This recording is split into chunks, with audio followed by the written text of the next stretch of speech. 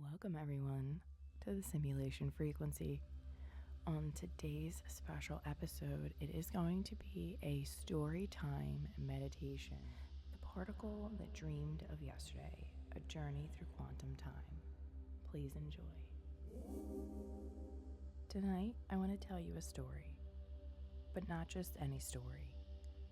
This is a story of a particle that dreamed of time. A story that begins not in the vastness of space, but in the smallest possible place of the mind of the observer. Picture this. You're in a quiet room. The lights are dim and the air is still. Before you, a single candle flickers. You focus on it. Watch the way the wax pools, the flame dances, and the shadows stretch and shrink. As you stare into the flame, something strange begins to happen. You feel observed. But by what? The room hasn't changed, and yet everything has. Welcome to the quantum realm, where only reality exists when you look. In the early 1900s, physicists fired tiny particles, electrons, at a wall. But not just any wall, a wall with two slits. They expected the particles to pass through the slits and land behind them in two neat clusters, the way bullets might pass through two windows. But they didn't. Instead, they scattered in waves, like ripples on a pond, not just going through one slit or the other, but somehow through both at the same time. A wave of infinite potential, until someone looked, and the moment an observer measured the electrons, the waves collapsed. The pattern vanished. The electrons behaved like particles again, and they knew they were being watched. You might think that sounds like science fiction, but it's not. It's the double slit experiment. Real, replicable, baffling. Reality, it seems, isn't fixed. It waits to see if you're paying attention. And if it waits, if it renders only when observed, what does that say about memory? About time? About you? Maybe the past isn't solid. Maybe the past is a wave too. Maybe your childhood didn't truly exist until the moment you remembered it. Let me ask you, how much of your life was real before you thought about it? Time, in this simulation, isn't a line, it's a field, a quantum field of choices. And when you remember something, you're not just accessing the file, you're collapsing a waveform, choosing a version, rendering a past that might never have happened that way before, which means maybe you can change it. Let's go deeper. Tonight, we'll walk through quantum corridors, past the cat that never died, past clocks that tick slower the faster you run, past particles that entangle across galaxies, whispering across space without a signal. We will even peek behind the veil and ask, what if time isn't about machines, but about choice? So if you're ready, let go of linearity, breathe, drift. You're not just listening, you're entering the particle's dream. The flame has gone out. You're no longer in the room. You're standing in a corridor, endless, glowing, and silent. Each door lining the hallway is slightly open, and each one hums with a strange magnetic pull. Carved into every door is a moment, not just any moment, but yours. Behind one, you're rich. Behind another, you never moved away. In one, you never met them. In another, they never left. This place, this infinite hallway of potential, it's the structure of the quantum superposition. A particle, a decision, a reality, until observed, exists in all possible states simultaneously. But the moment you look, the waveform collapses. The single outcome is chosen. The others, they vanish, or do they? Enter the cat.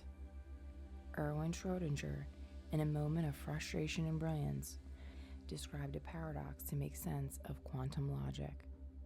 A cat is placed inside of a box.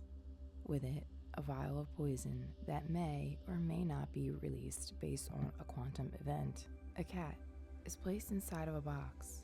With it, a vial of poison that may or may not be released based on quantum event. Until you open the box, the cat is not dead nor alive. It is both, suspended in probability. You may think, that's absurd, but that's quantum mechanics. Reality exists in limbo until you choose to open the door, until you look, until you remember, until you believe. You begin walking down the hallway. The doors flicker. They shimmer like water. You open one. You see yourself, not as you are, but as you could have been. Happier, more fearless, speaking truth without tremble. But just as quickly, the door shuts again. You weren't ready to collapse that wave. What if those doors don't just represent choices? What if they are timelines? And what if time itself is another variable in the quantum field? See, the deeper we go, the more the arrow of time begins to blur. In classical physics, time flows one way, forward, but in quantum theory, strange things happen. Particles have been observed to change behavior based on future measurements, as if they know what would happen before it happened, as if in the future, the observation traveled backward in time and rewrote the past. This is called retrocausality, a fancy word that means your future may already be shaping your now. And if that's true, then what you imagine, what you desire, what you believe, may already be reaching back to alter your current path. What if your dreams aren't fantasies, but signals? What if deja vu is not a memory, but data bleed? What if that feeling, the one you had since childhood, that this isn't the only version of you, isn't just an intuition, but access? This hallway stretches on. You're not lost. You're choosing. Every step you take is not toward the future. It's toward the timeline you most believe in. You're still walking, but now the corridor begins to shift. The walls aren't solid anymore. They shimmer like mirrored water, and within them you see reflections, not just of yourself, but of others. One turns and looks at you, smiles, like they know something. And just as you reach out, the mirror ripples and fades. What you witnessed isn't imagination, it's entanglement. In quantum physics, two particles can become entangled, meaning no matter how far apart they are, they remain connected. Change one, and the other changes instantly, even if they're light years apart. There's no signal, no delay. Faster than light, it's outside of time. Einstein called it spooky action at a distance. But what if it's not so spooky? What if it's you? Think about this. If particles can be entangled, and you are made of particles, then maybe you are entangled with every version of yourself. The you who made the leap. The you who turned left instead of right. The you who never doubted, never waited, never asked for permission. And sometimes, when you get a chill, when you feel like you've lived this moment before, when you just know what someone's about to say, you're not predicting the future. You're feeling the echo of another you in another now. These aren't ghosts. They're entangled realities. And the stronger your awareness, the louder the whispers become. Which brings us to a strange idea. but one that may explain why you are here. What if time isn't linear, but a loop? What if your memories are not of the past, but previews? In one physics theory called the block universe, all moments in time already exist. Past, present, future, all laid out like frames in a film reel. And your consciousness is simply the projector light moving through the film. But what if you could move the light? What if intention is the controller? Think of dreams. You don't remember falling asleep, but suddenly you're there, experiencing, knowing, creating. Who's to say that this isn't the same? Who's to say you're not dreaming right now, just in a simulation so precise that it renders neurons, gravity, and doubt? Maybe that's the final veil. You are not the particle. You are the field in which the particle appears. You are not the moment. You are the observer choosing which moment to collapse. You are the entangled with every version of yourself, and all timelines are watching you, waiting for you to believe in one. There's something you need to remember, not something from your past, something from your future. A place your soul already knows, but your mind keeps trying to catch up. You're back in the corridor, but now the doors are gone. Instead, you stand before a spiral staircase of light, folding in on itself, reaching upward into an endless horizon, and downward into pure darkness. And as you reach for the first step, you feel it. Not fear, not wonder, recognition. This is the time machine, not the kind built of gears and wires. This is one built from attention, from imagination, from memory that hasn't happened yet. And here is the strangest thing science has never dared to whisper. There are experiments, real, documented, where particles behave as if they know what will happen in the future. One of them is called the delayed choice quantum eraser. It's as strange as it sounds. In the experiment, particles are sent through a device that could potentially reveal which path they took. But here's the twist. That decision to reveal or erase the data is made after the particles have already traveled. And yet, the results changed based on that future decision. Somehow the particle adjusts its behaviors backward in time, as if it knew what the observer would do, even before they did it. Time doesn't flow forward here.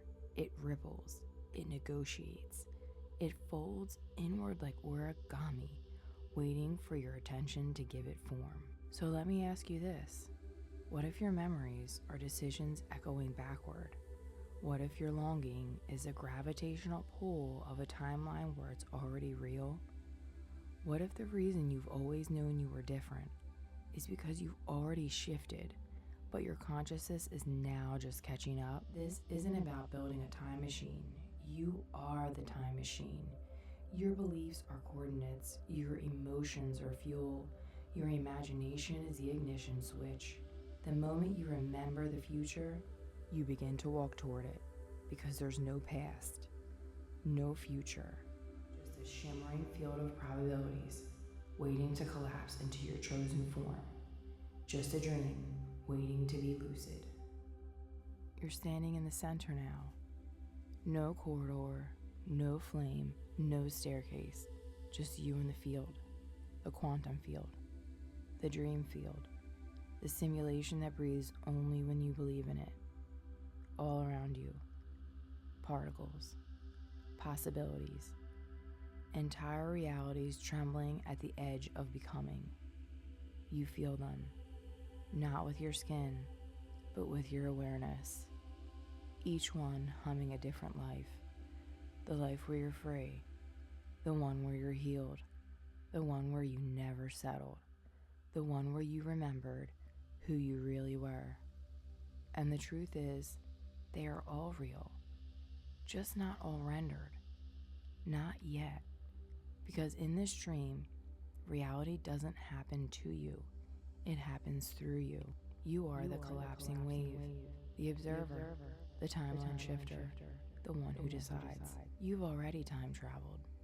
Every time you imagined something vividly, every time you felt deja vu, every time you broke a pattern, rewrote a story, healed a wound that wasn't yours, you sent a ripple through the simulation, a frequency, a command, and now it's time to choose. Feel it.